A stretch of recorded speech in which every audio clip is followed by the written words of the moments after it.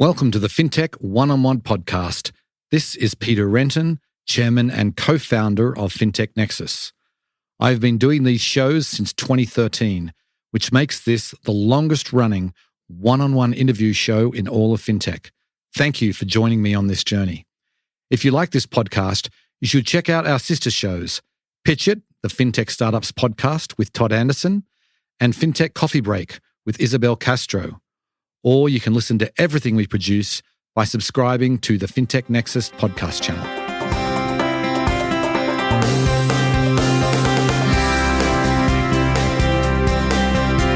Before we get started, I want to talk about our boutique all-meetings event, Dealmakers East, happening at the Ritz-Carlton South Beach on February 7th and 8th. Dealmakers East is all about meetings. There are no keynotes, no panels. It is 100% focused on hand-curated meetings. Whether you are looking to meet fintech CEOs, bankers, or investors, we have you covered. Our Dealmakers events have consistently been our highest-rated events. So go to fintechnexus.com to find out more and register. Today on the show, we are talking open finance and financial data. I am delighted to welcome Don Cardinal. He is the Managing Director of the Financial Data Exchange, also known as FDX. Now, Don provides his perspective on the state of open finance today. We go through the 5 core principles of FDX. We talk about their API standard. He provides examples on how that actually works in practice. We talk about the different types of members of the consortium and how he manages the differences between them. We talk about the Open Financial Exchange, the OFX work group. We talk about FS-ISAC and explains exactly what that's all about. And Don also provides his vision for the future of open finance and what barriers need to be overcome to realize that future. It was a fascinating discussion. Hope you enjoy the show. Welcome to the podcast, Don. Well, good to be here. Thanks for having me. My pleasure. So let's kick it off by giving listeners a little bit of background. I know you spent a lot of time at one of the large banks, but give us some of the highlights of your career to date. I'm a recovering CPA, so I went to university for many, many years ago, and I had 8 distinct careers at Bank of America before I retired from B of A to come do this. It's a real mission, and we'll talk about the FDX mission in just a bit. But I've done everything from trust and estate work to IT support to IT audit to cybersecurity was my last stop, and of course, digital banking, and managed a lot of the consumer and authentication pieces of the digital banking side. So I was a liaison to InfoSec, then did InfoSec, which led me into a lot of the risk-based stuff that we're doing with FDX. So it was a natural progression. Right. So tell us a little bit about that move, because, you spent 23 plus years at Bank of America and you go to sort of it's a startup. What attracted you to this opportunity, I guess? So within Bank of America, previous to doing the work in open finance, I was doing their email authentication and getting them to DMARC. And that's a big thing. It's actually helping reduce the amount of phishing and spam and brand impersonation. And I got good enough finally at B of A that I was actually through FS-ISAC, which is a consortium of FIs around the world that share signals and best practices, actually doing talks there and helping other FIs. Here's what I did that was not so good. Here's what I did that was much smarter once I learned how to do it. And I started looking around, okay, that's great. We're at a mature level. What's the next biggest risk vector? And having been in financial services for, 20-something years, and having run their military banking arm for a number of years, and where we literally did everything from ideation to invoice, bank in a box, dealing with account aggregation and bots and harvesters, and the notion of held away credentials was really the next biggest low-hanging piece of fruit out there in the ecosystem. If you think about it, for any bank, credit union, brokerage, roughly a third of their digitally enabled customers have shared their ID or password with another entity in the last year. Mm-hmm. Now, they'll say, no, I didn't. Well, didn't you get a mortgage in 10 seconds? Yes, I did. Then you do your taxes with 2 thumbprints? Well, yes, I did. They don't consider the two the same, but they, in fact, are. And I thought, well, wait a minute, that's 100 million credential pairs floating around. What if we could get rid of those? What if we could give everyone the same opportunities, same access, same tools and utility, but not have to share credentials? And what if we could do it in a way that had enterprise-grade security? And what if it was for free? So I've gone from securing the financial services email ecosystem to now looking at the credentials system. Like, okay, let's just keep fixing problems. You give me a puzzle, I'm a happy boy. We did email off, that's great. Now we want to fix, screen scraping, held away credentials, and get everyone to this new world of API based. And so I retired from B of A to come do this. Ironically, FS-ISAC had an aggregation working group. It was doing okay, and I was represented at Bank of America on it. But we needed the fintechs, we needed the aggregators, we needed other parties as well. Strangely enough, in the data, you have a sender and a receiver, right? Modems 101. So we realized we needed that. We couldn't do it within the FS-ISAC structure because they're structured primarily for financial services companies. So we created this net new entity to move this forward. And because I was so involved in the creation of this, the vision for where we wanted to go, they tapped me to be employee number one and lead this thing. So I just passed my 4th year anniversary last week. Been a fast 4 years from who's on it, a few 100,000 to 42 million consumers on it.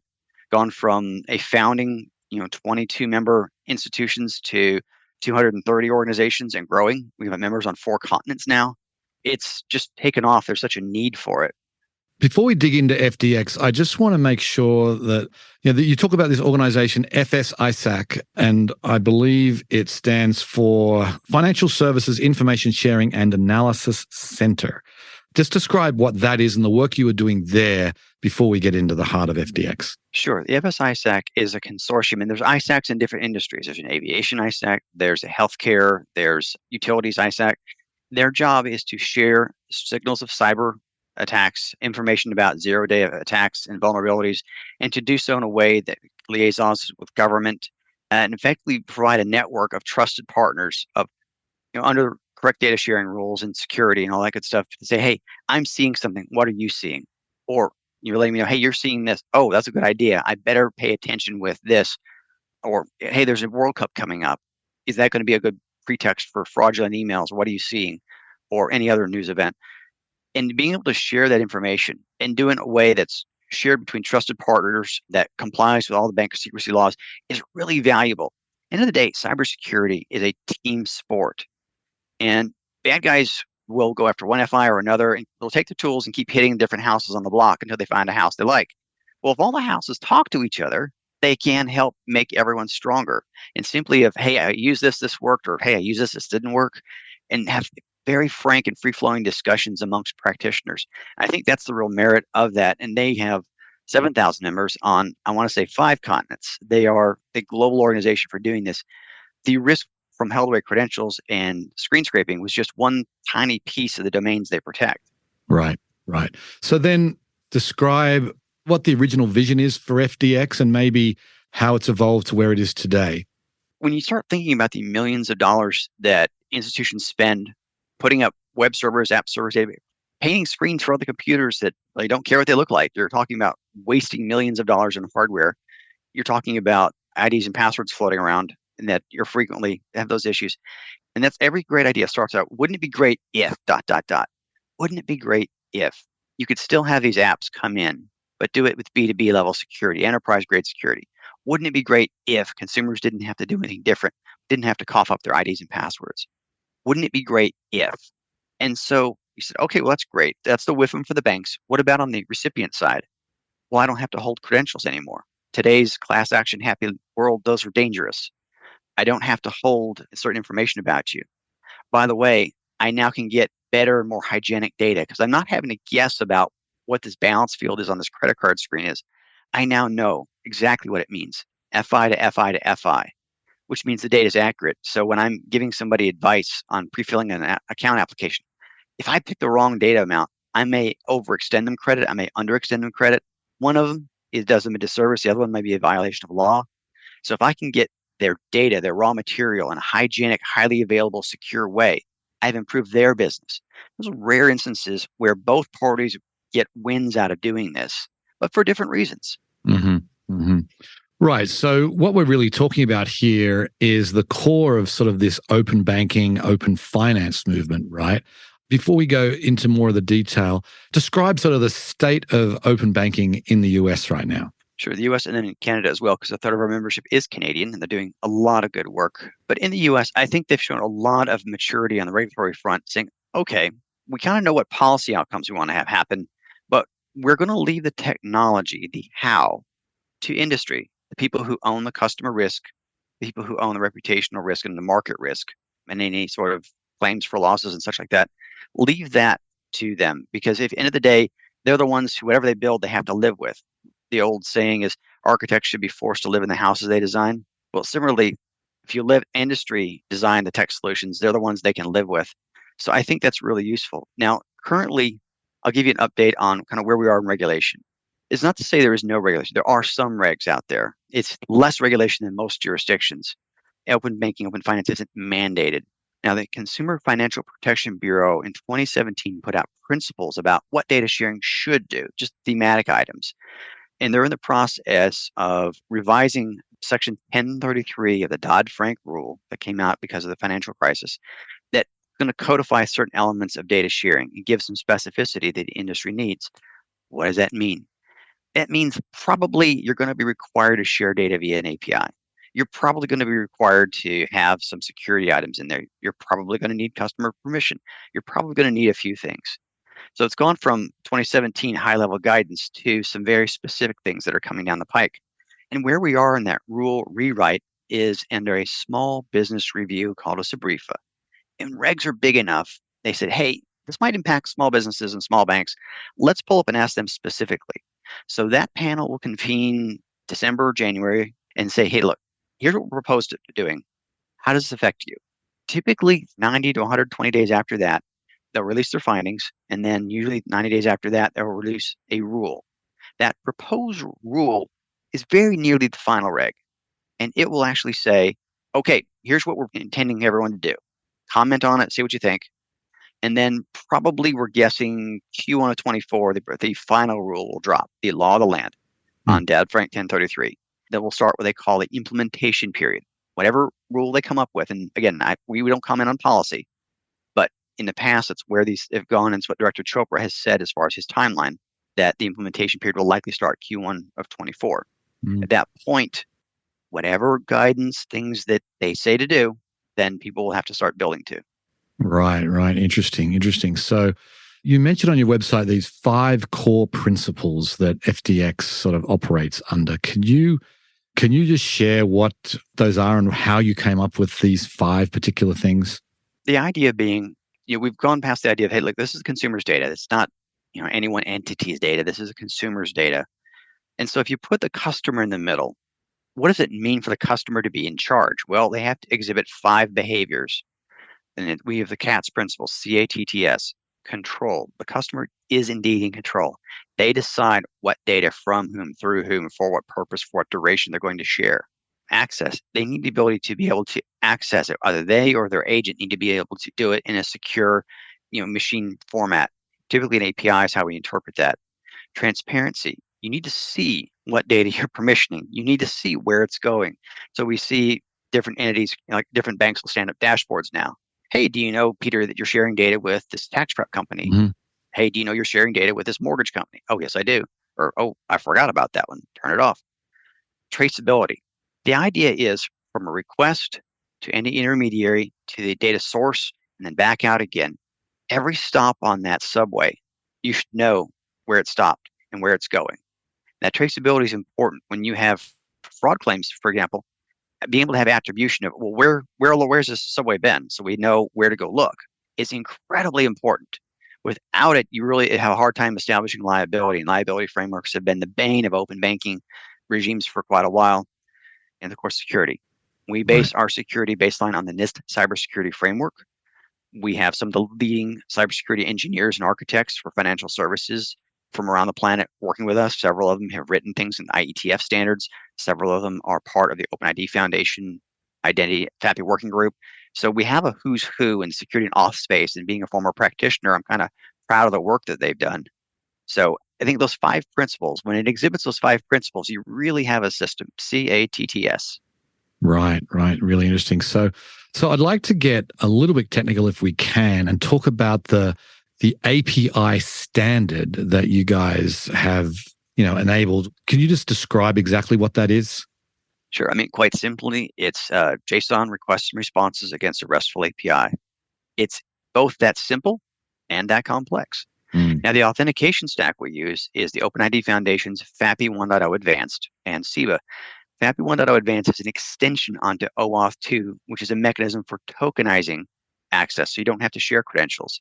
In addition, it incorporates things like mutual TLS so that man in the middle is difficult. So you're authenticating both endpoints to each other.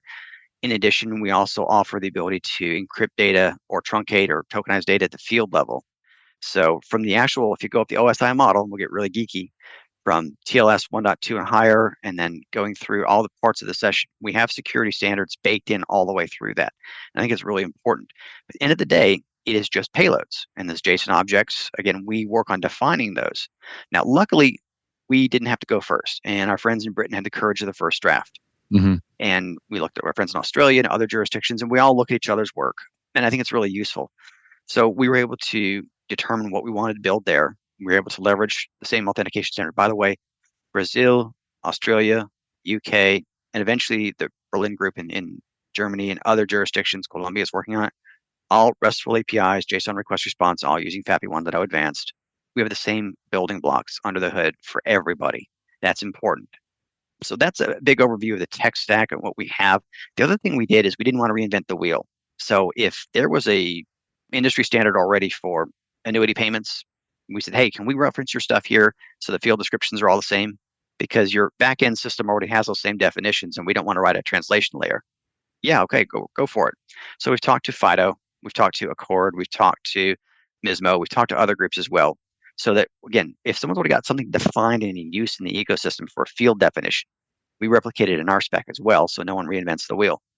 So then I'd like to get a sort of a more practical application here, because I'm thinking about the work that Plaid is doing, for example, who I know one of your members.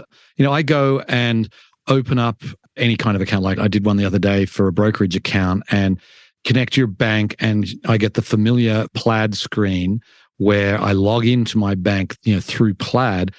What is that compared to what you guys are doing? I mean, it's effectively the same thing. When Plaid facilitates a session, they will talk to Peter's bank and say, okay, great. Do you have FDX? No. Do you have a proprietary API? No. Do you have OFX? No. Do you have, then we're going to go ahead and scrape you. So Plaid will acquire the data at customer's permission, any mechanism it can, but they're more than happy to acquire data via a common endpoint. If you think about it, if you're Plaid and you have 15,000 FIs, that's banks, you know, big banks, regional banks, credit unions, neighborhood financial advisors connect to, that's a lot of connections to maintain. If they're all bespoke, then I'm constantly having to update those every time there's a change. right. If they're all common and it works just like a USB where I just plug it in and it works, I just change whatever URL I'm pointing to and it just works. That's so much easier. Right. I have some of these aggregation platforms where they're losing connections from time to time, and you've got to go and redo the whole process. And I imagine that's because it's not just all one thing, right? Everyone's got their own flavor of it.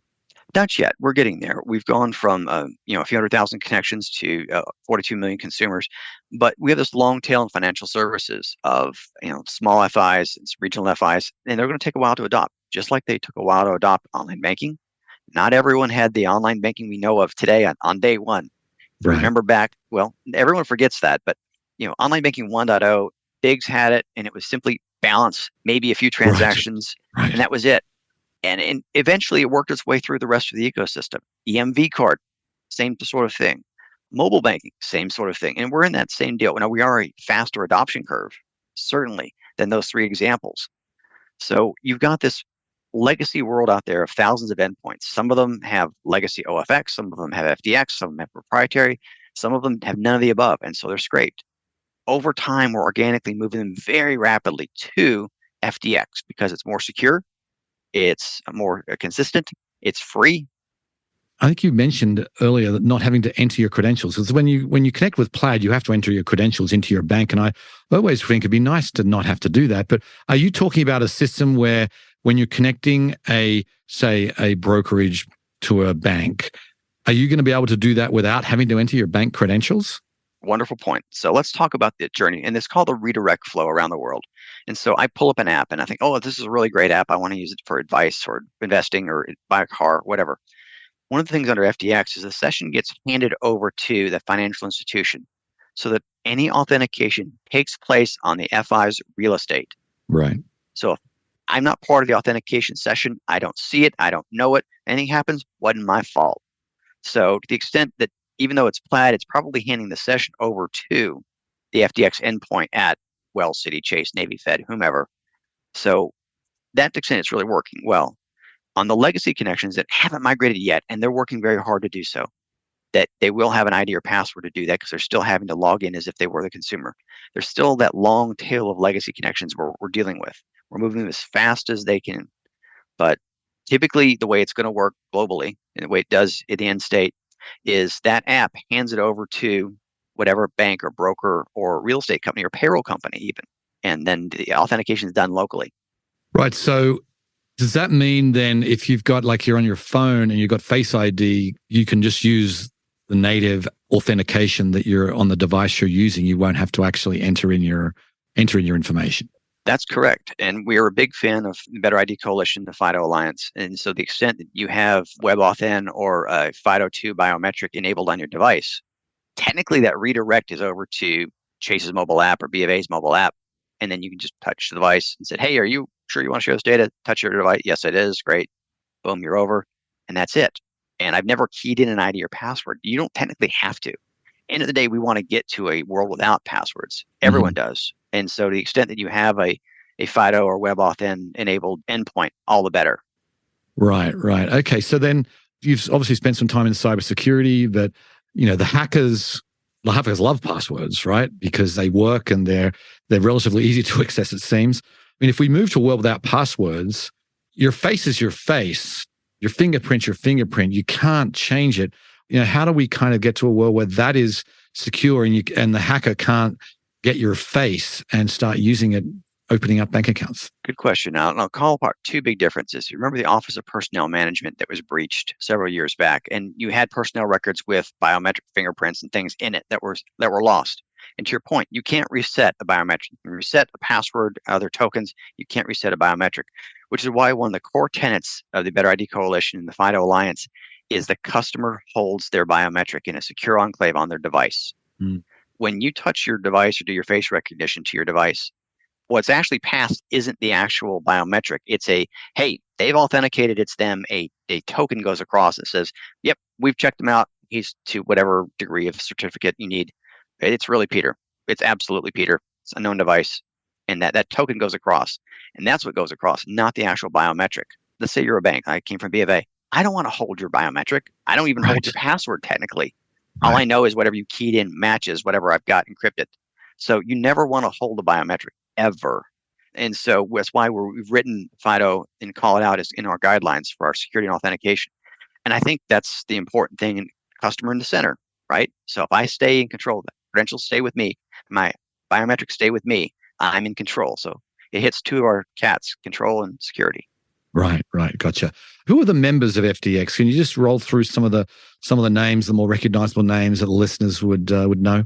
Sure. I mean, if you look at, and we have FIs, non-FIs, and then fintechs. So let's start with the fintechs.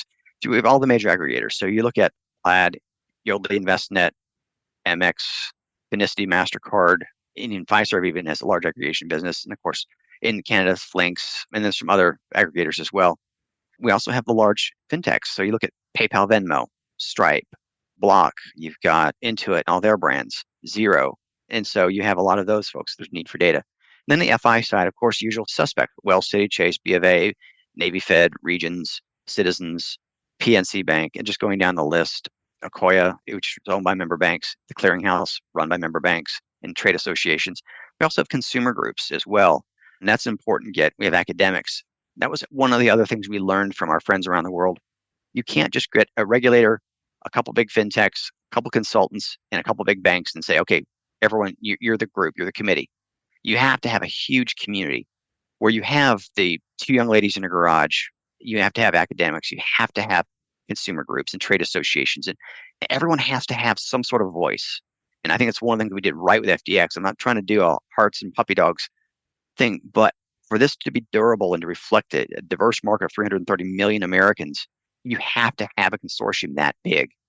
But I imagine it's got to be hard managing that, right? Because you've got the fintechs who like to move fast, who have a pretty clear idea of where they're going. You've got the banks who are very concerned about staying on the right side of the regulators, and they like to move slowly. And then you've got the consumer groups who might have a completely different perspective. How do you kind of manage the tensions between those three groups? Believe it or don't, one, we tend to like to solve problems together. And we know if we don't solve it together, governments, unfortunately, they get involved in technologies. They're not known for picking really great technologies.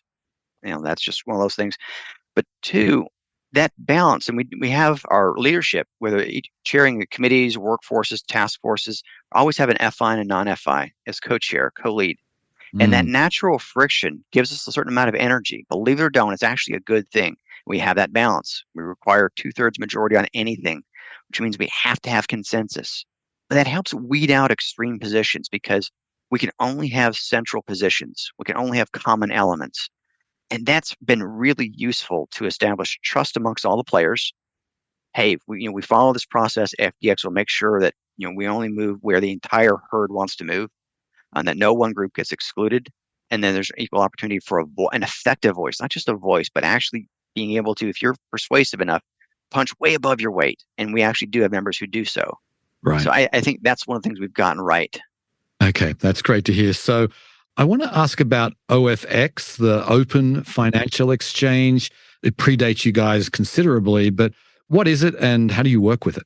Well, it's the OG, the original gangster in this space. OFX merged in with us in 2019. Although we have a lot of the same members that can co-chair that. And there are 7,000 instances of OFX around the world. So there are a lot of instances in version 1.0, 1.1, 1.2, up to 2.2. So there's a whole continuum up there. FTX is the successor spec, but if you've got a fully depreciated and paid for OFX instance and you're happy with it, no one's going to come make you get rid of it.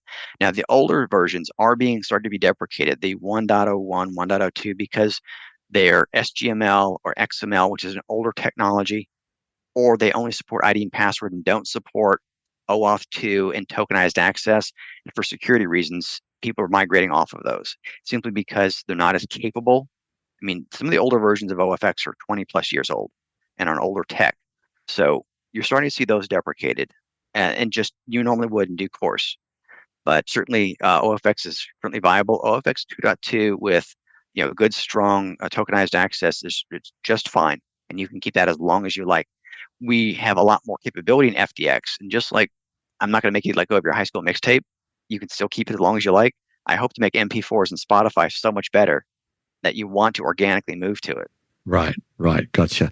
And so what about, how are you keeping yours updated, right? Because technology is changing all the time. And I imagine you want to keep making your API better. Tell us how you're kind of handling that. One, we copy everybody else's homework. So we do. So we talk to our friends in UK, Australia, in Europe, and other jurisdictions as well. See what's going on. And we have consultant firms who are members of FTX who do business in Brazil, friends who just did the Saudi open banking standard.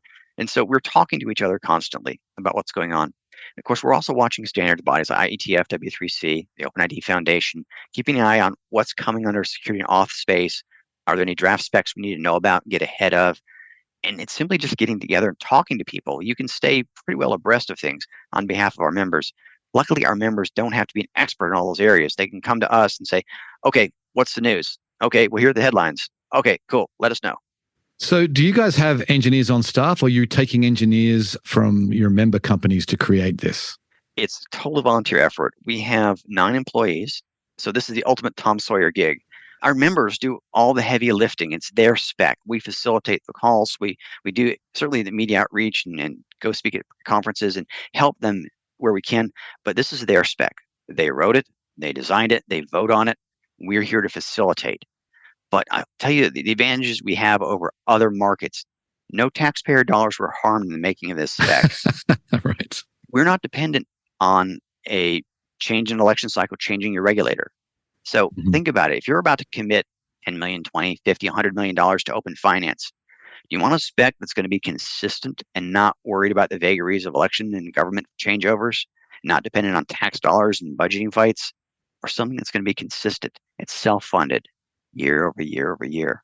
I know where I'd spend my money. Remember, I'm a CPA. Right. Gotcha. Okay, well, let's close with I'd love to get your vision really for the future of open finance. What's it going to look like, and what barriers need to be overcome to realize that future? And I'm thrilled as heck that you've mentioned open finance almost more so than open banking, because open banking tends to focus just on current accounts, checking, savings, credit cards, payment enablement, but that's it. Open finance is anything being scraped today in financial services. But you're starting to see other areas like adjacent to it. For example, I mentioned payroll, because if you think about it, a lending decision, if I can get your balance and get your statements, know your assets, the only piece I really don't have is verification of income and employment. Well, if I could put that on a common format, now you really could get a loan and buy a house with 2 thumbprints. You look at corporate treasury. Well, we can do this for consumers and small businesses. Why can't we do this for the balkanized world of corporate and treasury? We're seeing fraud APIs. We see fintechs who see pre-fraud before it happens, but didn't have anyone at a big bank to talk to say, hey, I'm seeing weird stuff on Emily's account. Now they can with FDX. We built that because our members wanted it. So we're going to start seeing ancillary capabilities as we move from open finance even to open data. You're going to see utilities, I think, over time. And our friends in Australia and in Brazil have called this out. Australia talked about 5 and 5. So they're working on telco and utilities, payroll certainly, and other areas as well, because they want to get the benefits of security and ubiquity for them as well. Brazil has insurance, so property, casualty, and life built in. I think we'll start seeing expansion into that as well. That's part of your overall wealth package over time. So I think you'll see it grow and touch these ancillary areas. I know it's a long answer. I'm really sorry. That's all right. No, that's great. That was really interesting. And we'll have to leave it there, though. Don, thank you so much for coming on the show. Just such a fascinating project you have. Thank you. If you like the show, please go ahead and give it a review on the podcast platform of your choice. And be sure to tell your friends and colleagues about it. Anyway, on that note, I will sign off. I very much appreciate you listening, and I'll catch you next time. Bye.